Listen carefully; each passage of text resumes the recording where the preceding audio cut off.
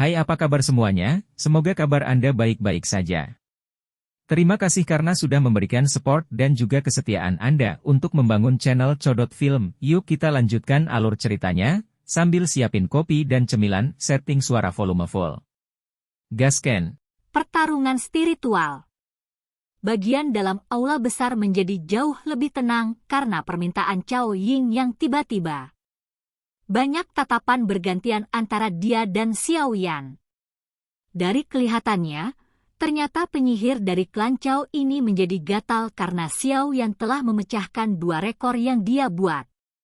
Semua orang dengan pikiran buruk untuk klan Ye tanpa sadar mulai menertawakan ketika mereka melihat apa yang ingin dia lakukan. Sekarang hal-hal telah berkembang sejauh ini, mereka sudah mengerti bahwa klan Ye telah mempertahankan posisinya di antara 5 klan besar dengan bantuan Xiao Yan.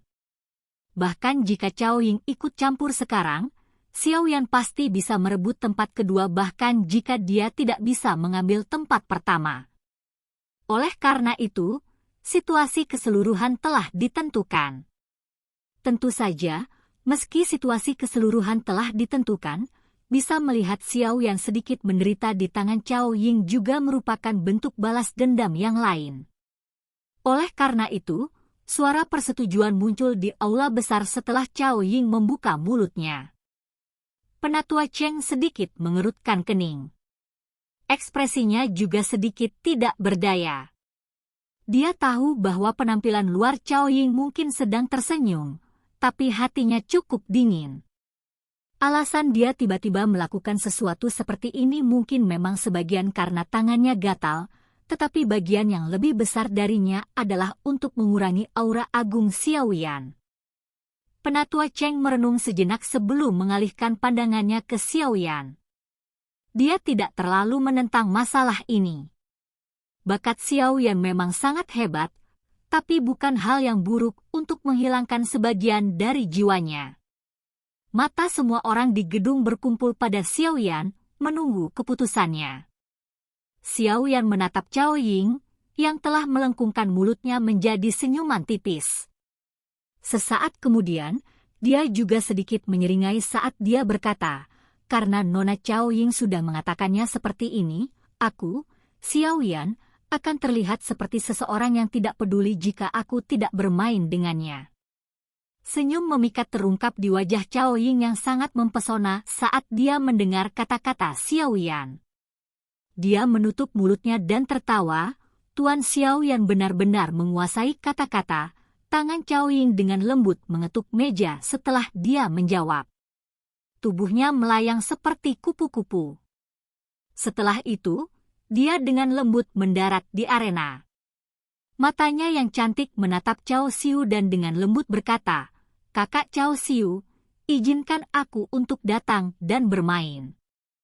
Cao Xiu menggelengkan kepalanya tanpa daya. Posisi Cao Ying dalam klan Cao sangat tinggi. Bahkan klan harus memperlakukan kata-katanya dengan serius.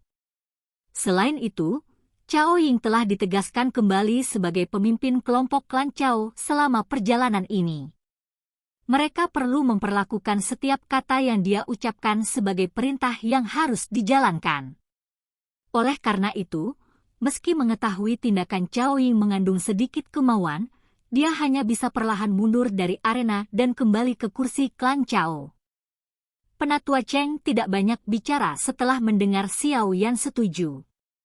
Dia menunjuk ke lingkaran merah di tanah dan berkata, karena tidak ada pertanyaan, silakan masuk ke arena. Kelompok 5 orang Xiao Yan mengangguk setelah mendengar kata-katanya. Setelah itu, mereka masuk dengan tertib. Mereka menjaga jarak tertentu satu sama lain karena semua orang mengerti bahwa setiap orang adalah lawan mereka saat ini. Mereka perlu memastikan jarak yang aman. Kelimanya menempati 5 titik di lingkaran merah. Setelah itu, mereka semua duduk dengan menyilangkan kaki. Mereka menggunakan kekuatan spiritual untuk bertarung, bukan douki. Pada level ini, kekuatan spiritual mereka sudah dapat meninggalkan tubuh mereka dan meluncurkan serangan. Karenanya, Mereka tidak perlu menggeser tubuh mereka.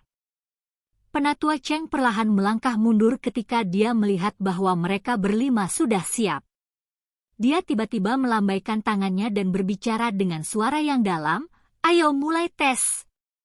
5 gelombang kekuatan spiritual yang luas dan perkasa melonjak keluar dari tubuh 5 pesaing setelah teriakan Penatua Cheng terdengar. Setelah itu, kekuatan spiritual bertahan di permukaan tubuh mereka. Mata mereka berhati-hati saat melihat sekeliling.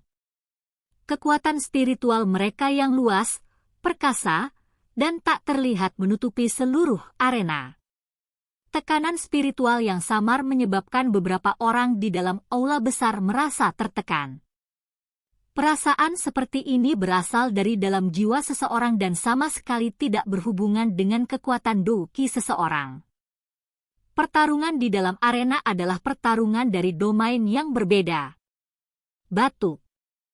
Kebuntuan di arena berlanjut beberapa saat sebelum akhirnya dipecahkan oleh suara batuk tiba-tiba yang berasal dari tempat yang tidak diketahui. 5 kekuatan spiritual yang sangat besar dan kuat berubah menjadi 5 ular sanca besar yang tak terlihat yang melonjak dari antara alis mereka dengan kecepatan seperti kilat. Setelah itu, mereka mulai meledak di tengah dengan cara yang sangat kacau. Bang!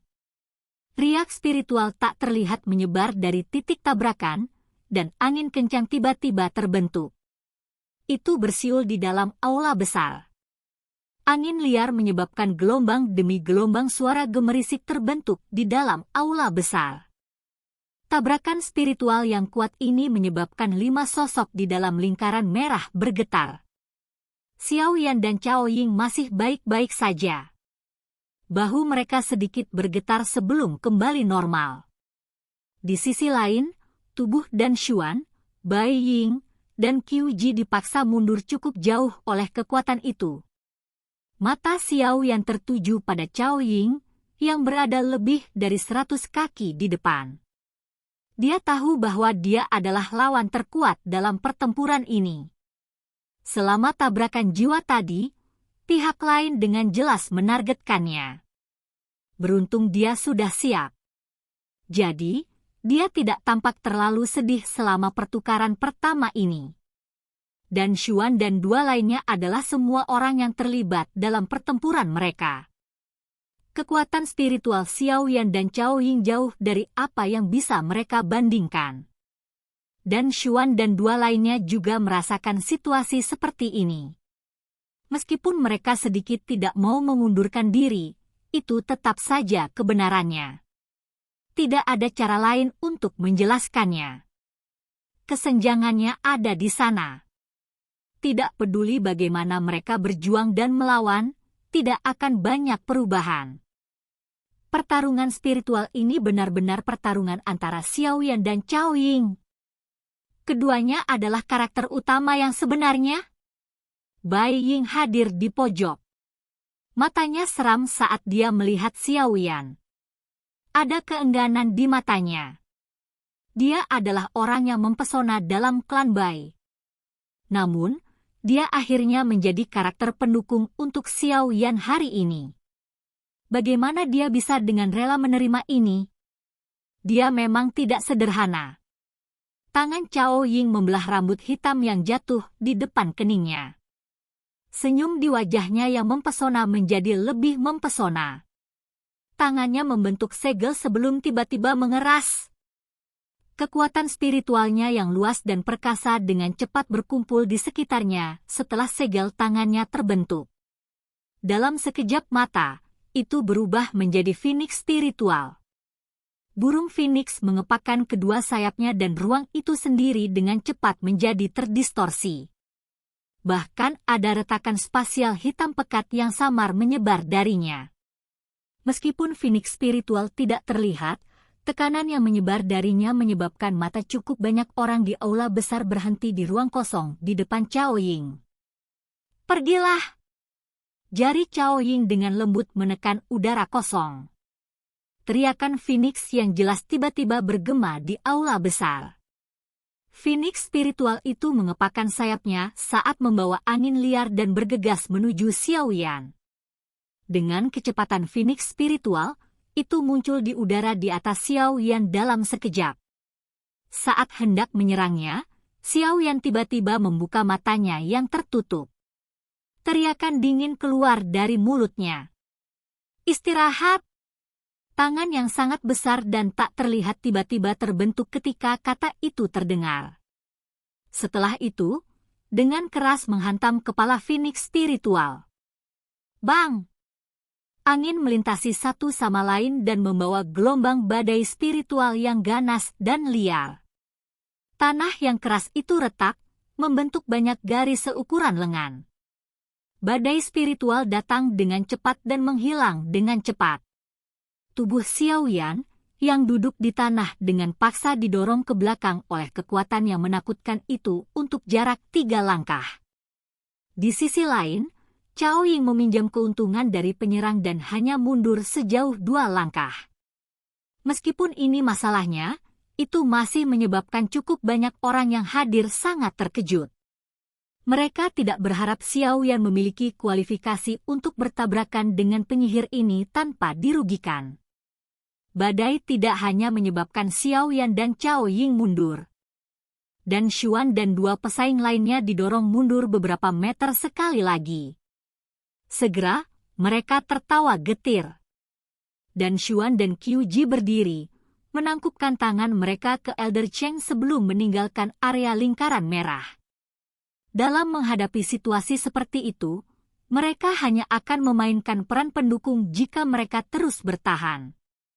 Bai Ying mengatupkan giginya dengan erat setelah kedua orang itu menyerah. Dia menatap Xiao Yan, yang hanya fokus pada Cao Ying. Ekspresi gelap dan kejam melintas di matanya. Segel tangannya tiba-tiba berubah. Kekuatan spiritual meletus dari tubuhnya tanpa ditahan.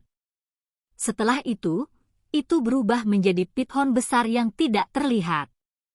Itu membawa aura yang tajam dan ganas saat bergegas menuju Xiao Yan. Kamu tidak tahu batasanmu. Xiao Yan mengerutkan alisnya setelah merasakan serangan mendadak Bai Ying. Matanya segera menjadi sedingin es saat berbalik ke arah Bai Ying.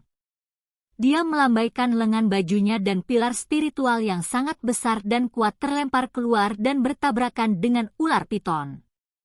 Bang! Ketika keduanya bertabrakan, pithon spiritual yang tampaknya ganas dan ganas itu segera hancur. Wajah Bai Ying dengan cepat memucat dan seteguk darah segar tanpa sadar dimuntahkan. Tubuhnya seperti layang-layang yang talinya putus saat dia terbang. Akhirnya, dia dengan keras menabrak tanah.